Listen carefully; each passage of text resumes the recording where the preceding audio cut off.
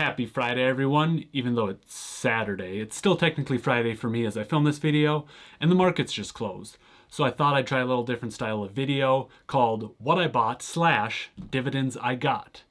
If you got a better name, let me know, but I kind of like shortening it into an acronym and dubbing this series WebDig. Let's get right into it. This is the disclaimer where I say I'm just some guy on the internet, so this is not financial advice, so take it with the tiniest grain of salt. But let's start with what I bought. $4 in 3M, $2 in Microsoft, $10 in SCHD, $3.10 in SPHD, $16.07 in Johnson & Johnson, $10 in Northwest Energy, $1 in Realty Income, $3.83 in Northwest Energy, and $1.90 in SPHD. On to the dividends I got. Not too many this week, but I got 94 cents from Realty Income, 77 cents from Consolidated Edison, 41 cents from Main Street Capital, and 9 cents from Gladstone Investments. Now I know what you're asking, Nick, why did you invest in these stocks? Well, Monday was a red day, which means stocks were going down, and for me, I see a red day as a buying opportunity. Since I am a long-term investor and going to be holding these shares for probably ever, if it's red, I'll take a look at the average cost of the current stocks that I'm invested in, and if the price is below my current average cost, I'll invest more into them to lower that number. Again, since I'm going to be holding these stocks for years and years to come, and it's below my current average cost, it'll probably be the cheapest I'm ever able to buy it at. So, a red day for me equals buy, lower that average cost, and get better returns in the long run. On the other end, you might be saying, well, that's all well and good, but why did you just put $1 into Realty Income? That's not that much. Rather than using Robinhood's automatic drip feature, which reinvests your dividends, I'm still doing that, I'm just doing it manually. So like I said, I got 94 cents as a dividend from Realty Income.